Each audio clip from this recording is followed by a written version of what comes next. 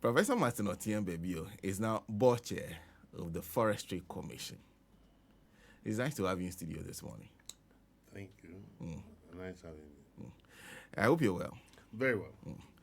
And I realize that, in fact, one of the things that, one of the fallouts from the president's engagement with the media, I don't know if you've noted, that the discussion has been largely around the responses he gave to questions that were raised on Glamsey, or the fight against illegal mining, especially the impact it's having on the environment. I don't know if you've noted that. I have, unfortunately. Well, so let's start from, let's have an understanding of what we are confronted with now.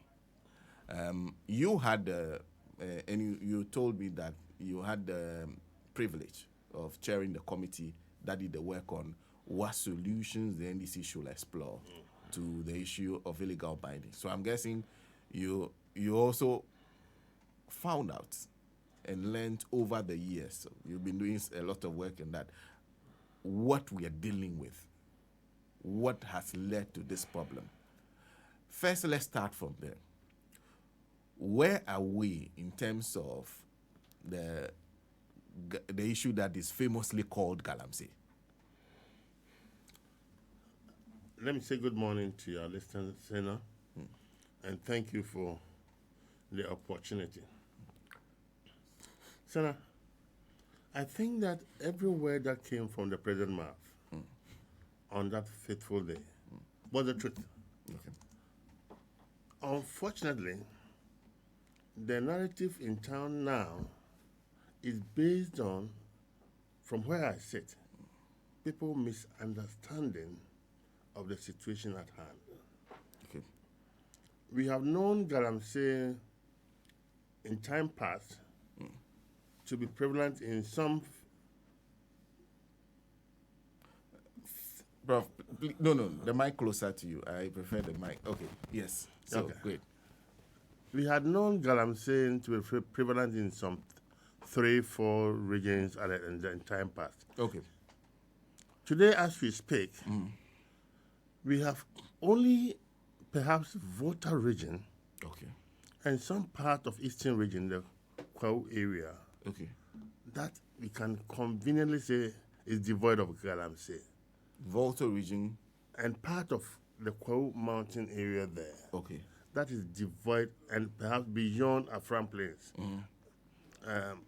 The Afram River, Okay. when you go to beyond Kotafu, Okay. that we don't have this menace.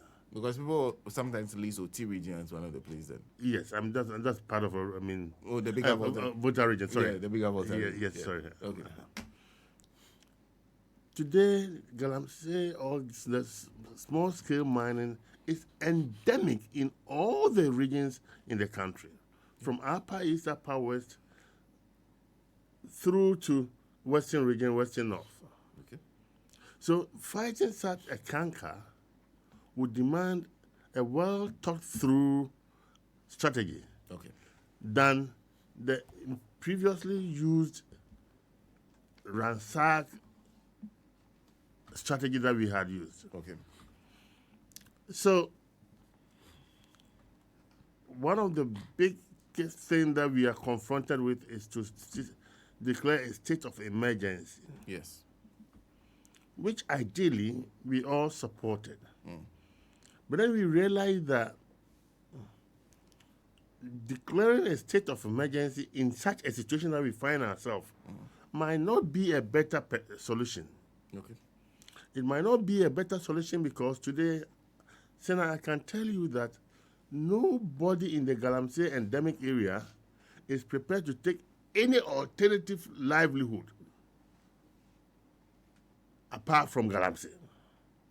In other words, what they earn from Glamsey, no matter the challenges that they go through, is still better than any alternative livelihood that you offer them, even including the Okada people who serve as a subsidiary labor. Okay. If an Okada person gets 100 cedis for carrying people, the same Okada person will get close to 400 for carrying fuel to the site. Okay. Today, the operators do not have large tanks of consignment of fuel that they used to in days past. In days past, they used to have these tankers that they store fuel. Okay. And those tanks become a subject of attack anytime there's a raid. So they lose everything. Now they prefer to contract the Okada guys to supply them as and when necessary. Okay. And those Okada have also cashed in and making some good livelihood. Okay. So in fighting such a fight, you can't use any erratic measure. Okay. In fact, I've said that any strategy that we adopt that is devoid of empirical research was bound to fail, as all others have failed. Okay. For one reason, the citizenry who are now involved in Glamsey are now empowered financially, and they also command arms. Okay. If you want to engage them with the military, they are prepared. Remember what happened 3-4 days back at Importuem, where the citizenry confronted the military. That led to the 3 deaths. They are still prepared to confront them tomorrow when they go there. So how can then we fashion out a strategy that will get the people engaged in what they want to do without compromising the environment? Okay. That's the reason why we brought up this idea of the cooperative community mining. Okay. I'll come back there. A few things you said. You said that as we speak, because people have talked about alternative livelihoods. Yeah. Can't you find them something to do?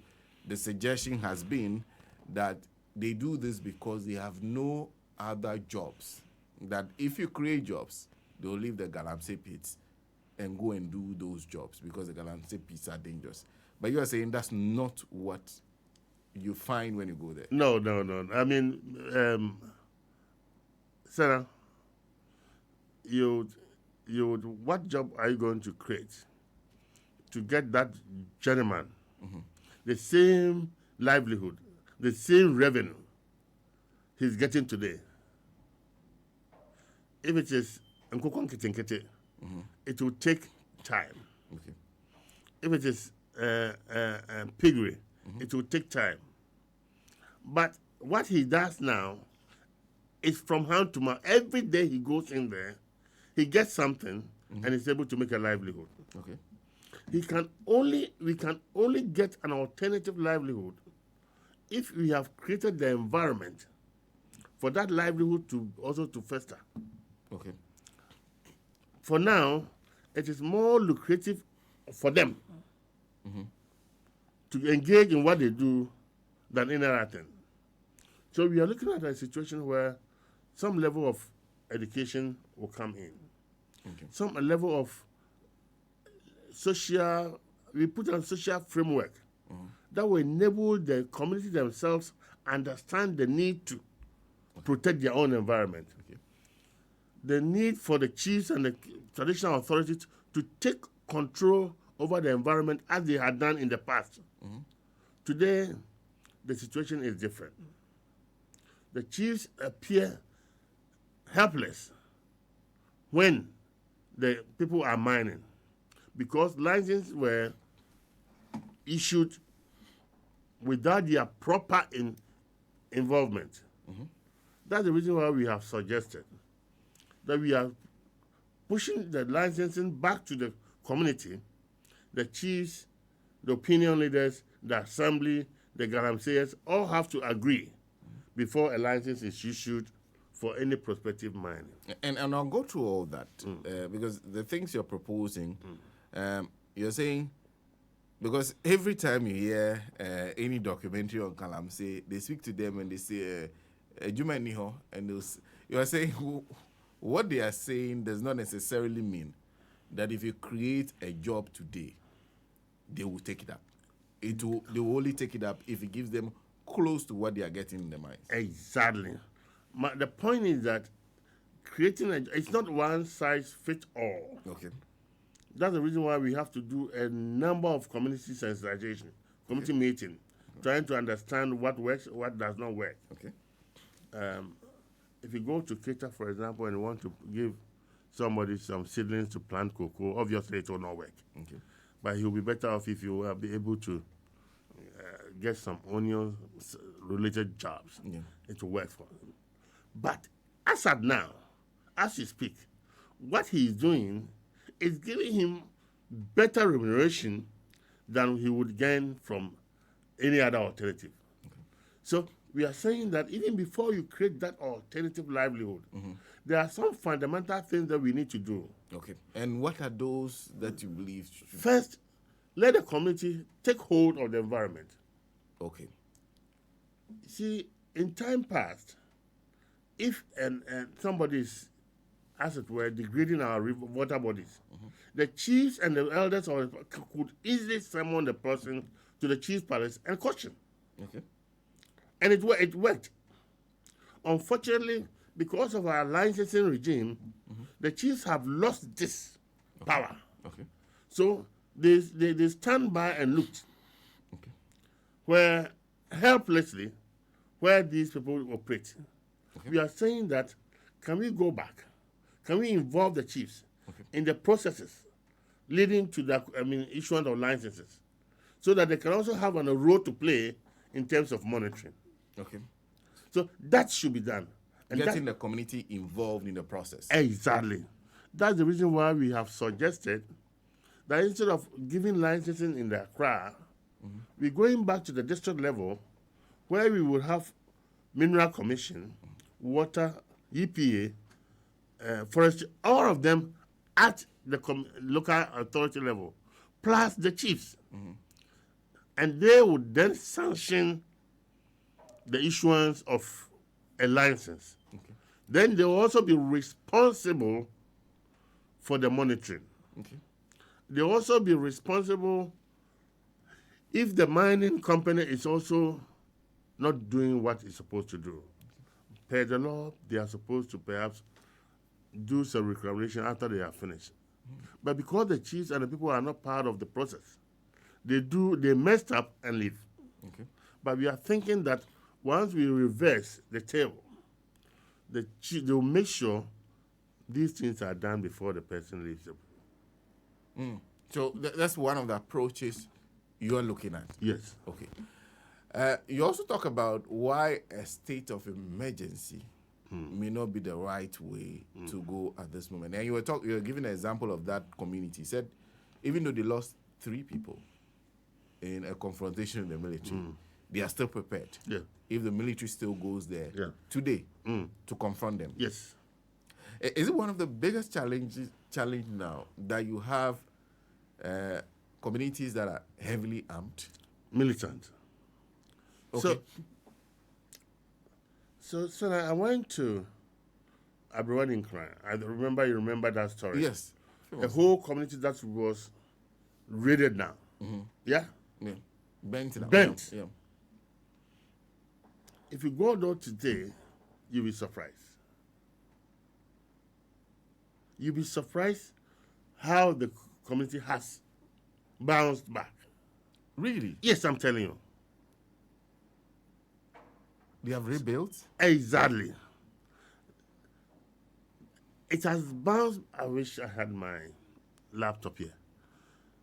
I went there, and it's business as usual. The reason why the state of emergency is not appropriate at this stage is the fact that we need to get the fundamentals right. The people are not prepared to just live as you want them to live. Okay. You go and raid there, they come back. In fact, if you care to know, now they mine in the evenings. They call it disco mining. They do disco mining. Mining. So in the forest.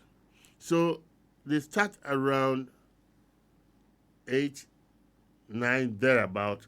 By 4 a.m., they are back to town. So when you get there, you won't find any of them in the forest. And a state of emergency cannot solve this problem. It can't. How? Because the assumption is that if you declare a state of emergency, you have boots on the ground, constant monitoring of this forest, morning to evening. So, of course, there will be men who will ensure that these things do not happen. So, you know, our forest. You know, Apamprama. I've heard of it. All these are forest reserves that were raided, Okay. notwithstanding the presence of the military. At Apamprama, the military crashed. The state military and state-sponsored military crashed. So I'm saying that let's understand the story better. Why people are doing what they are doing. Let me go back to Portuem, the recent incident. Portuem is within Amancia West and South. Okay. We have a mining company there. Okay. What's the name? Asanko Mining. Okay. That's where Asanko Mining is located. Yes. Okay. So Asanko Mining is a large-scale mining company. Okay. Has been operating between 9 and 10 years now.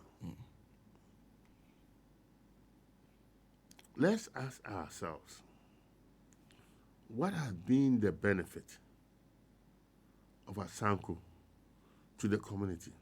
Okay. Apart from the fact that their dynamite operations is cracking their buildings. Okay. Per government intervention, Asanko has prepared to relocate one community because virtually it's a death trap. Okay. Most of the buildings have cracked. Okay. Because of the use of the dynamite. Exactly. Okay.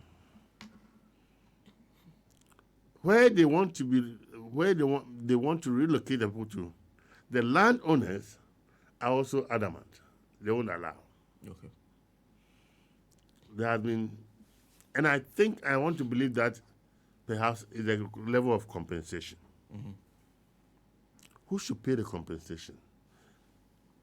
The mining company or government? Okay.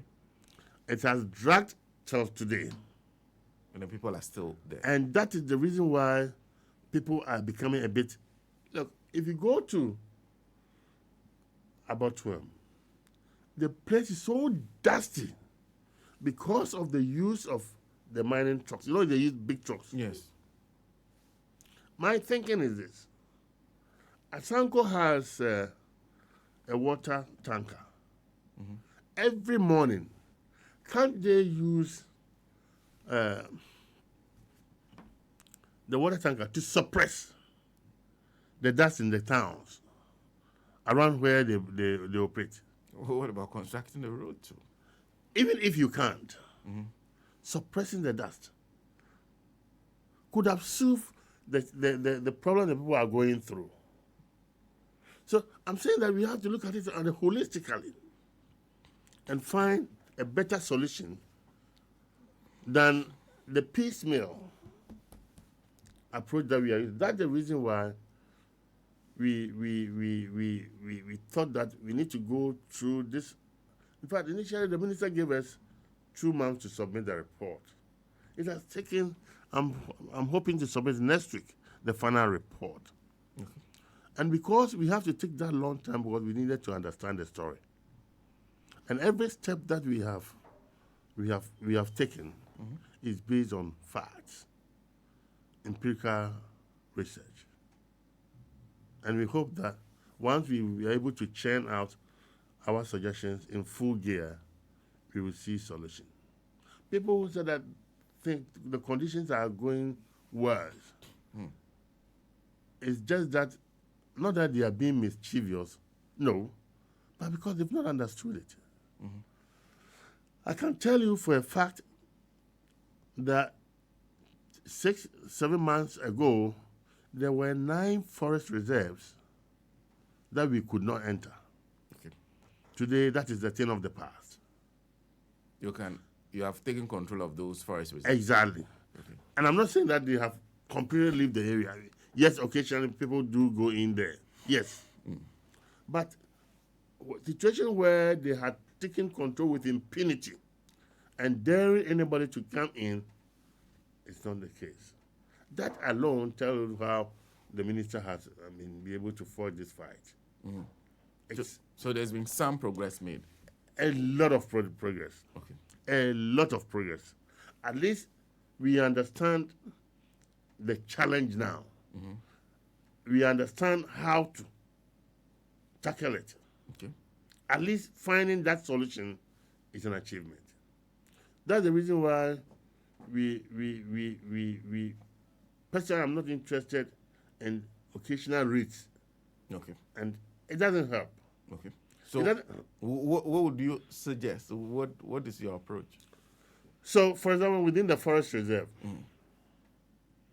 we are suggesting that we build camps. In fact, within the forestry reserve, we have the wildlife and the forest reserve. If you go to all the wildlife zones, it is very difficult for any Glamsey man to enter. The zones that has been designated as wildlife zones. Yes. Okay. You will never find Glamsey in there. Why? Because these wildlife have wildlife guards who are armed. And armed guards? Yes, armed guards. Okay. And they are within they have a camp within the forest. And they are there 24/7. Oh. They are there 24/7. So they are able to spot any attempt to enter the forest. Okay. And they ward it off. Okay. That's the reason why almost all our forests, wildlife reserves are clean. Okay. Unfortunately, the forest guards are not armed. Forest guards are not armed. Wildlife guards are armed. Okay. The irony. They still use the catapult and the stick. How? Yes, I'm telling you. What that catapults? What were they supposed to use the catapults for? In time past, in 1930s, when we started putting up the forestry reserves, that was enough to ward off all predators. Okay. You understand? Now the story has changed. The story has changed to the extent that within the past 6 months, a number of forest cars have been wounded. And we think that we shouldn't continue. Okay. So we are suggesting a situation where we would also have the forest guards work collaboratively with the wildlife guards. Okay. So that after all, they are all the animals that they are protecting are in the forest. Okay. So if that's the case, then let them help protect the other forest. So we are going to have a situation where we would put up camps in these forest reserves to let them be there as we are in the wildlife zones. Fully armed. Fully armed, because the wildlife are legitimately armed. Our forest guards are not armed. So let them join them so that they can protect the forest. That, for us, will help us to abate this challenge. So I can tell you, January, February, March, April, for the first quarter, Forestry Commission lost close to, or used close to 4 million or million, I guess, in protecting the forest from Glamsey operations. But you're saying even that is not effective because the people they are dealing with are armed. It's not effective because you go, you raid them, you leave, and they go back. And this you do with the military? Yes, we do with the military and the police. You raid, you get them off, next time they go back. You have to go and raid again. And I think that we cannot continue doing that. So there's a need to place, but does this also not tell you at the Forestry Commission, you are now the board chairman, that perhaps the old practice is no longer tenable, that you actually need armed guards? We are in the process of reviewing the. In fact, they should be finishing by now. We are even suggesting that can we put them on a paramilitary level, Okay. cap 30, Okay. so that they will be motivated a bit to give out things better. The amount that we spend on The rates. the rate Okay. can be used to, and that will be a permanent solution as from my perspective.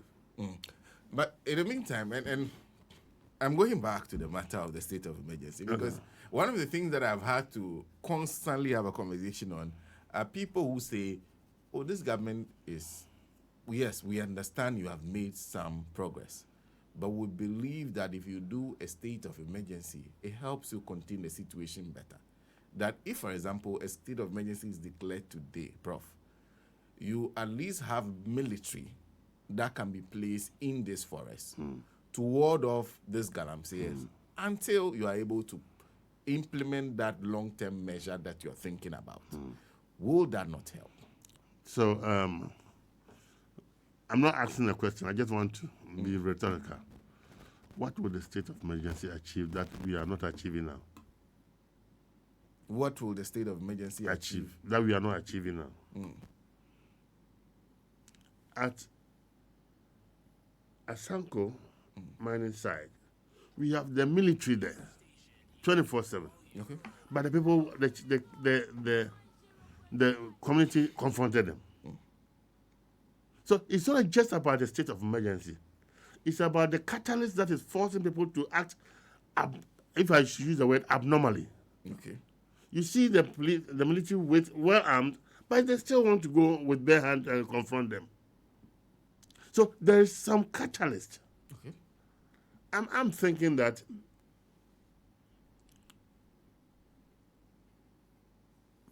we have had enough experiences to let us understand that the presence of the military will not determine people from doing what they want to do. The presence of the military will not Nearly. deter. No, it may not deter.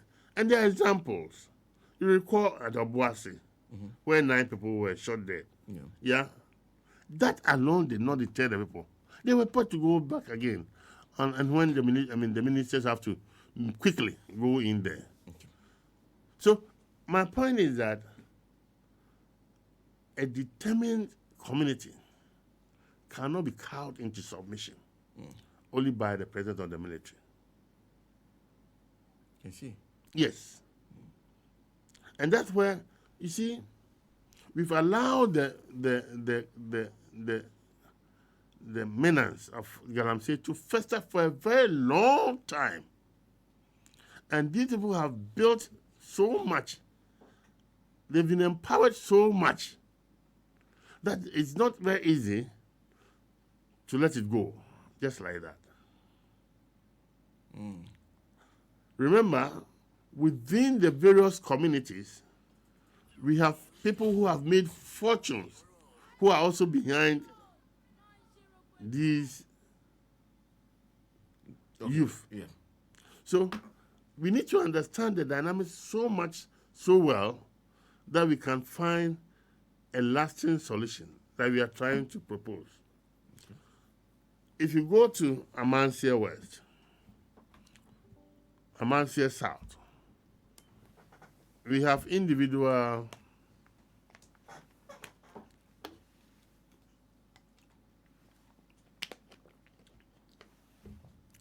genuine small-scale miners there.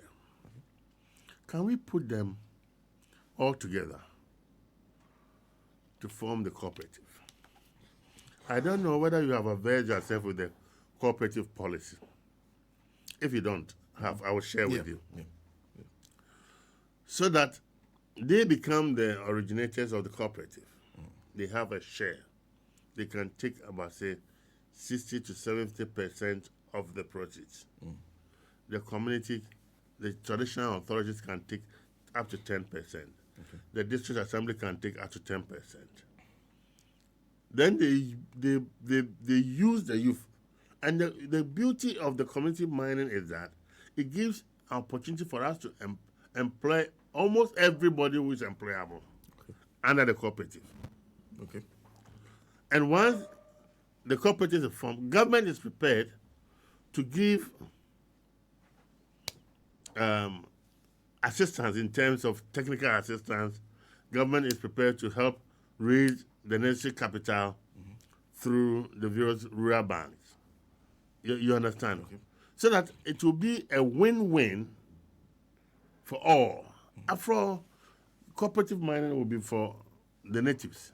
The money will be within there, isn't it? These small-scale miners are the same people who chair our, I don't know which church you worship, but anytime there's a harvest, we look for somebody who is endowed. Yes. As to how, Financially. yes. As to how They made their money is not a big issue. no, it's not a big issue. They are the very people who attend our funerals. We shouldn't forget all these social issues that we do enjoy from them. So that we cannot just throw them off completely. Our intent is to make them work, reasonably and responsibly, if you like. There are a few things, though, because, Prof, I think one of the things that people want to understand is, I'm sure you had conversations with these people that we are talking about. Do they understand the impact this is having on the environment? Do they understand that this impact necessarily makes them the immediate victims of that impact before it spreads to the wider nation? Do you understand that because of them, perhaps pipe-borne water, even first to them, will be difficult? It will be difficult to provide clean water to them who live in those communities and then to the nation at large. Do they understand all those dynamics? Because everybody who is not, I don't live in a community where they mine. Even when I travel to my hometown, it's Sogakope. We don't mine in Sogakope. So I don't live there. I am not an immediate, I will not be one of those who will be immediately affected.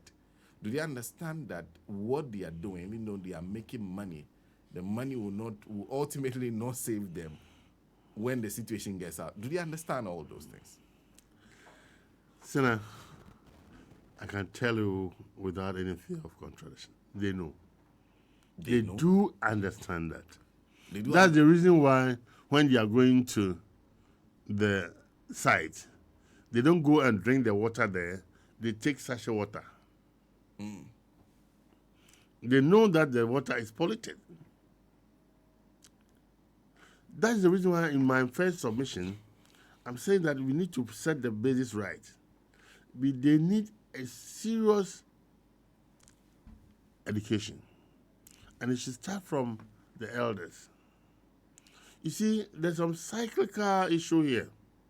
Because of the Glamsey business, most of them are dropouts. Okay. Yeah? When we have high level of dropout, it affects knowledge sharing. And it also creates more problem. Because they get money, they are getting money, they are also getting involved in sexual activities as early as possible. Okay. So if you go into these communities, we have a huge number of teenage pregnancy. Okay. That also creates another problem. Okay. It becomes cyclical. Okay. That's the reason why education, and here we are looking at targeted education, so that we can have this conversation in a very holistic manner. We need to educate them. We need to let them understand the reason why they have to move from A to B and the benefit. And it should be a holistic education. The elderly, the young ones, and those actually involved. And you can succeed in this education if you've been able to make what they do a little bit difficult. And that's the reason why at the community level, we want to let the community involve in the issuance and monitoring of these licenses. And that's the reason why the chiefs are key.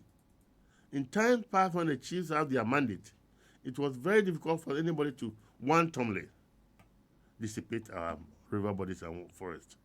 They wouldn't allow. But by our own doing, we have virtually made the chiefs helpless.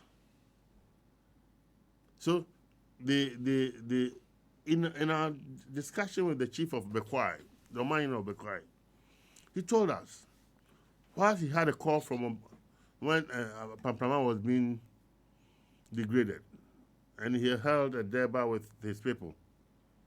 The following day, he had a call from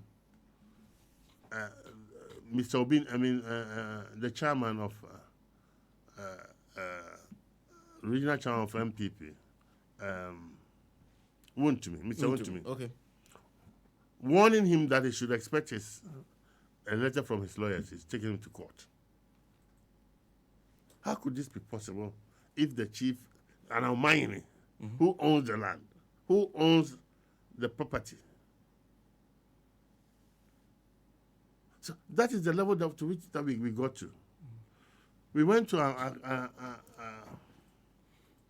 Akesi, where there's a small-scale mining there.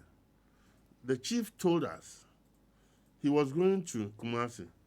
He got to an electric pole. People were mining under the electric pole.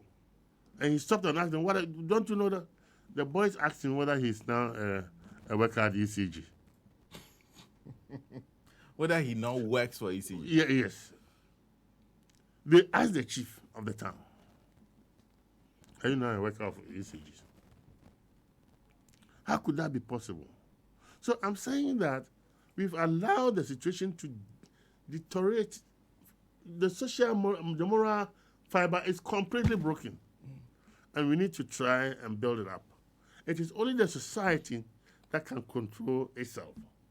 And the chiefs and the elderly, I don't know where you grew up, but in my days, if you messed up in town, an elderly person will pick you and whip you and go and inform your parents. You will even be pleading with him or her not to go and report you, because if he or she does, you have another whip there. Today, is that possible? It's not. So it's a whole societal moral that we need to try to resuscitate. Well, if you just join us, we have in studio Professor Oteng Ababio. He has quite a very early appointment, but he's made time to come into studio. We're having a conversation with him. Maybe there's somebody who understands the way, because you study, in fact, I want to be sure, because you're in the geography department. Yes, I am, yes. Yes. So you basically study. In fact, the environment is my baby. Okay, so great. We have been, in fact, I'm sure you've listened to radio, TV, everybody's concerned. Everybody who knows a little, because I cannot equal your knowledge, but just do it a little. Because, for example, you just talk about somebody carrying sachet water to go and mine because they think they are trying to avoid the water they are drinking. But that sachet water was produced with water, the water that they are avoiding. Question is, how much of the purification process will get rid of what they are running away from? So there are many questions in people's minds. Prof, have we been able to at least contain a situation to where we'll say further pollution of our water bodies can be averted? So, Senna, let me just make a point before I answer your question. As to whether they know the water that was used in the sachet water. So if you go to those communities, they use alum, potassium permanganate. They put it into the dirty water, and it settles the sediment. And the top, it becomes clean, in quotes. Looks clean, in quotes. What they don't know, that physically it's clean, but in terms of content, might not be clean. I agree. They don't have that kind of knowledge. That's the reason why I'm saying that education is important here. we need to let them understand that even though what you have done gives you a physically clean water, in terms of content, it is not. That we need to do dedication. That we need to do dedication to them and appreciate the fact that if you go and you find a fish lying on the shores of the shores of the river, don't say you've got a fortune. It can be a misfortune because it took something before it died. That we need to do, and that education they don't have, and that's what we are calling for them to appreciate the gravity of what they are doing to themselves. To them, today matters. Today matters. Look, they go into the pit. Those who do alluvial mining, they go in. It caves in. Their colleagues die. They mourn and bury them. By the third day, they'll be there. The same place. The same place. So it's not like they are ignorant about the negativity in what they are doing. But I'm saying that there's something pushing somebody to do what he is doing. That is what we need to understand. Yeah, those who say that's because of the history of mining that many of these communities have watched as expatriates come into this town, employ people who are usually not from their communities. They don't get any employment. Majority of the money is taken away from their community, not spent in the community. So whilst the mines, those who mine, continue to grow rich, they stay in poverty. Is that part of the sense you get that it is in our community, but we don't feel it? But I share in that. I share in that sentiment, and that's why I use Mpotua as a case in point. If you go there, the dust that the people go through daily, it's unacceptable. It is not. It is unacceptable because if for nothing at all, yes, I agree, they are paying their royalties to government and that kind of thing. It's true. But the community that in which you find yourself, because the dust is also killing the inhabitants slowly. Okay. So definitely they will revolt.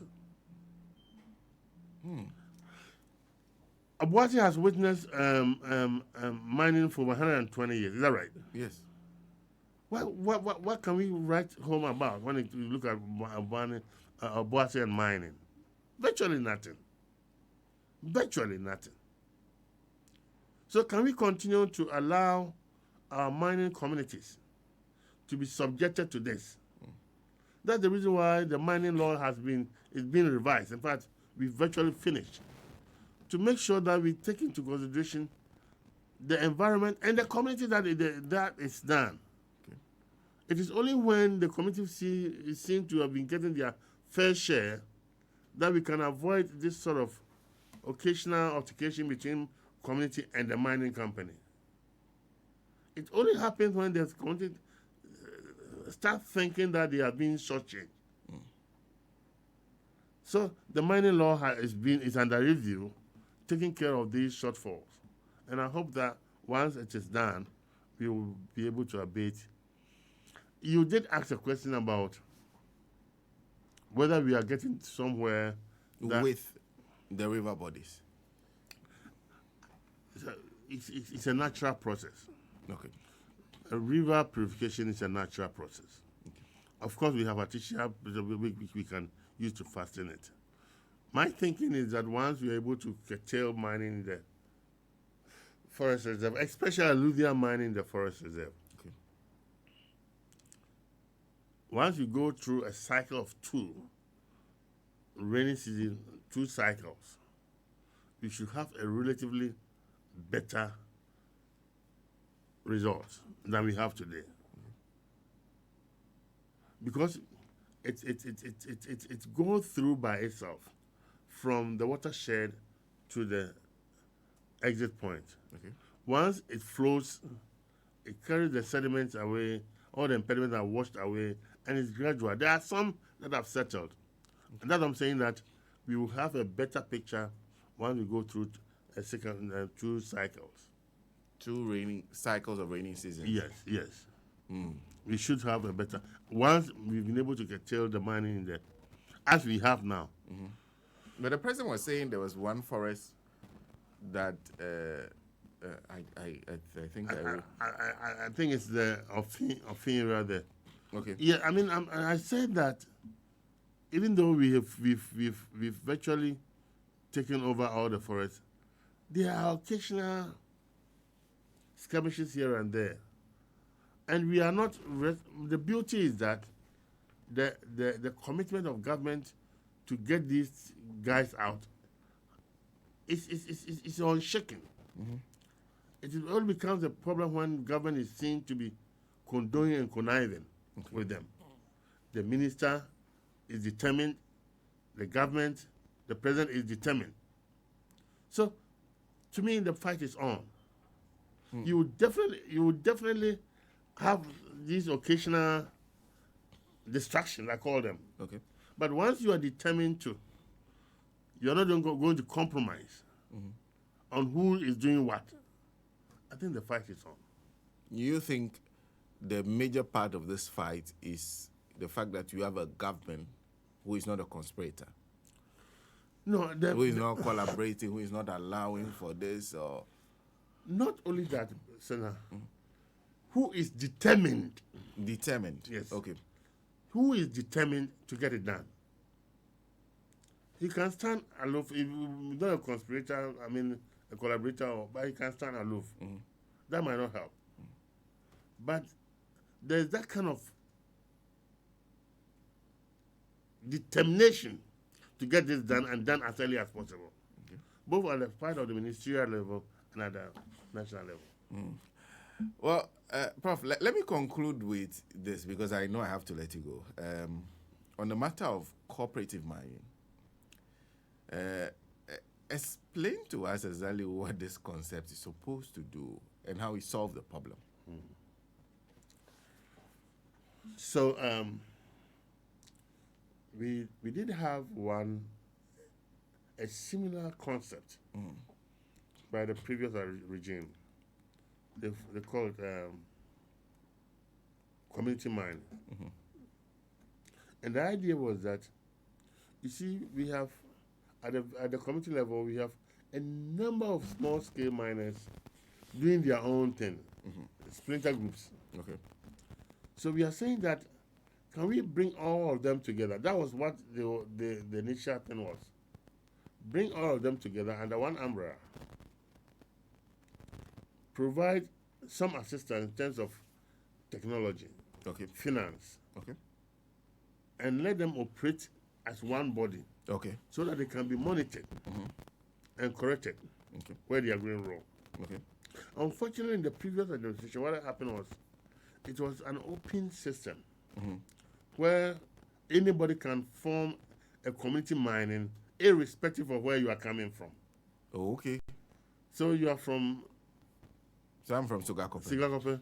You can come to my hometown in Sita Ashanti and form a cooperative mining. Form a community mining scheme. And yes. Okay. So we realized that out of our 1,000-something mining that they've formed, in fact, almost all of them, I think only 52 had some semblance of community involvement. Okay. From the community Yes. that we are targeting. Yes. From the target community. Okay. Yes. Almost all of them had people from all over. Yeah. And that did not help us to achieve the intended purpose, to get the community members own it. The suggestion that even there were some foreign nationals who Of course, I didn't want to say that. Okay. You understand? So the intent was to allow the community to own it so that they can be responsible for the environment. So this time what we're saying is this. We identify, and I share some flyer with you, remember. Let's identify a mineable area. Okay. Let's check the level of mineral deposit through geological surveys. If it is worth, remember, not every mineable area should be mined Okay. because opportunity cost. There might be other things on the surface that will yield better than the mining. Okay. So once you have done the plus and minus, and you think that that place can be mined, you block that area and put them into blocks. Then you would have people within the community, not from outside. Those who can propose, here we call it the financiers, who can propose a community mine, registered. Okay. Then they would then employ hundreds and thousands, and that's the beauty of it. One community mine can employ 200-300 people to work for it from the same community. Okay. And it will avoid situations where these boys will be also exploring and mining at. Here, before we do that, the chief should agree or should consent to it. The district assembly should consent to it. We have mineral commission and mining, MINCOM, all of them at the community level. Okay. We are saying that the sharing, the formula, I'll share with you. You see the formula that we want to. So those who propose can have up to about 60-70%. The district assembly can take between 5 and 10%. The chief, the traditional authority can take between 5 and 10% shares. And any other person can also. Then we have a proportion for community development. Okay. And that we think that because the chiefs are involved, because the district assemblies are involved, because the small-scale miners are involved in all these processes, it also helps facilitate the monitoring of the process so that we don't have people straying into the water bodies and on other sensitive areas. Okay. That to us, it will work. It will cater for people doing things on their own. And there's government responsibility here.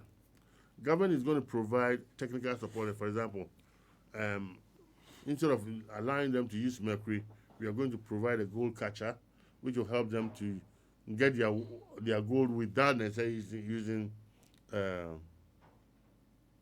mercury. Okay. It's also going to help us to give them technical support in terms of how to mine and that kind of thing. Okay.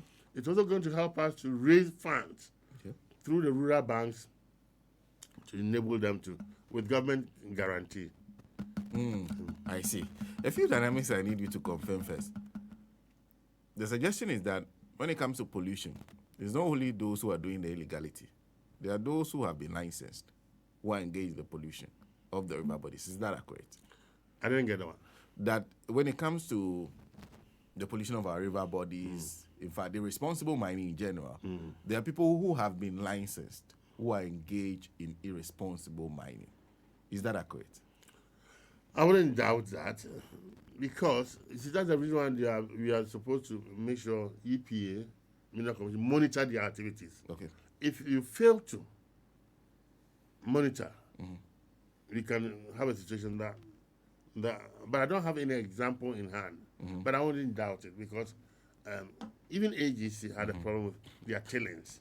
At times you have to let them correct what they have done. And the other one is the monitoring that you talk about.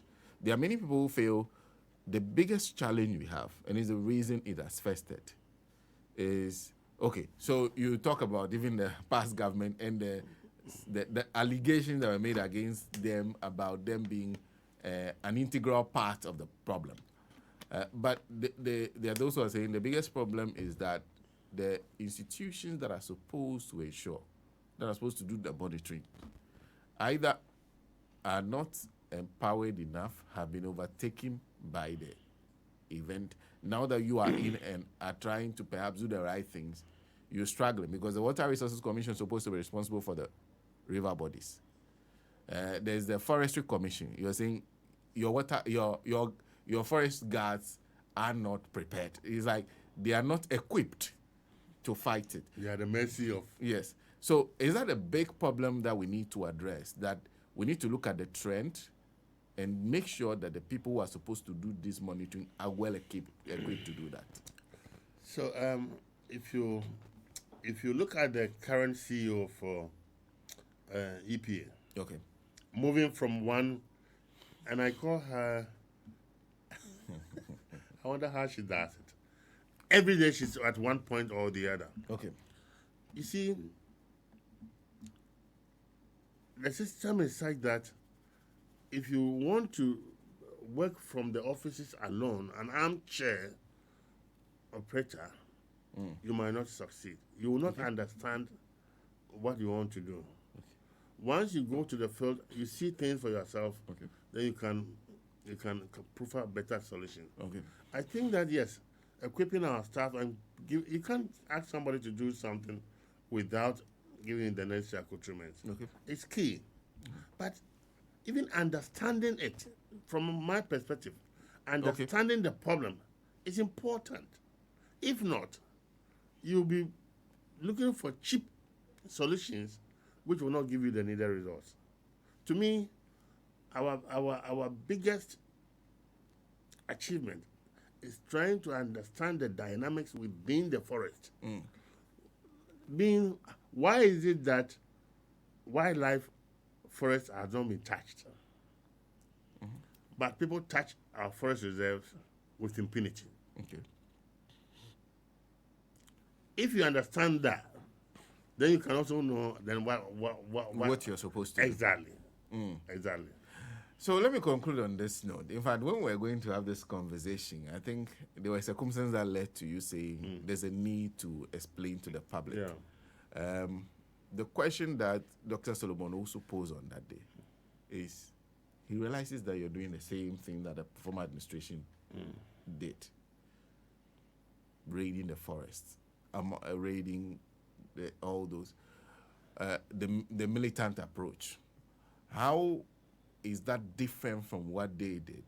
And why do you expect to achieve results where they failed? Oh, so I think we've gone through a lot today, isn't it? Yeah. I'm saying that, and let me repeat, any strategy that is not underpinned by empirics is bound to fail. Okay. The previous administration failed in what they were doing was raiding for raiding's sake. Okay. I'm here saying that I'm not very much keen in raiding. We raid and make sure we target those that we are raiding and make sure they don't go back. Okay. That's the reason why we have put in place all the measures that I've told you, trying to get the forest guards in there permanently, trying to find a better way of letting the people appreciate why they're trying to make sure we send the monitoring and licensing to the local level. Okay. So that once the local people take control of the process, they will own it and they'll guard jealously against it.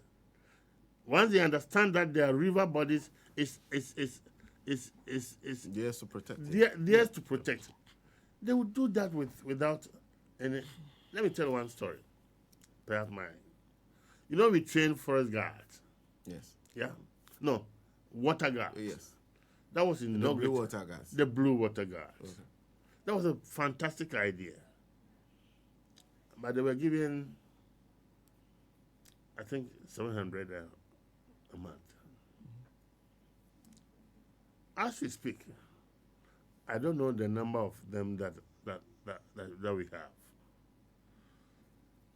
Once they were seen as a threat, and I'm saying the magnitude of the people that we are dealing with. The Glamseyers go there and give them 5,000, and almost everybody have resigned. Are you talking about the one you recently traded? The ones you recently? But do you have any blue water guards anywhere? Do we have water guards anywhere? But you recently just deployed them. Do we have any blue water guards anywhere? That tells you the magnitude of the problem that we are talking about. That tells you why government should be very, very, very strategic in this fight. Yes. Do you know the cost of one excavator? Beyond 200,000. How many excavators are in the port now? What are they doing? Who are? So those involved have got money. They are endowed. And if you're fighting somebody who has that kind of money, you don't just use occasional raids thinking that you succeed. I see. Prof, thank you. Thank you. Thank you for making time to pass through and educating us. Of course, we'll be in touch with Prof over the period because, like the President said, clearly this is not an event. It looks like something that will take quite some time. I think that's where people are getting it wrong. They thought it's an action. It is not. It is a process. And it's a process that at every stage you need to think through. So every time you learn something new Exactly.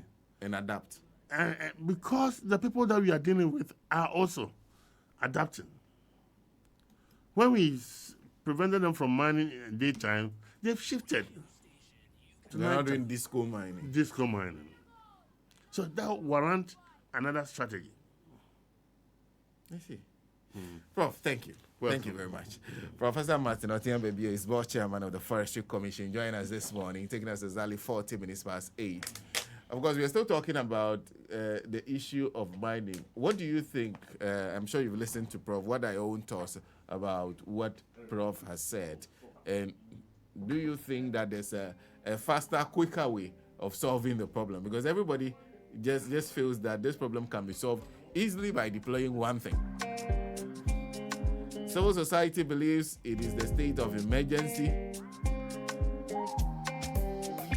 And of course, we'll be sharing with you, we'll be having a conversation, and we're hoping to have a conversation with Dr. Twanielu, which also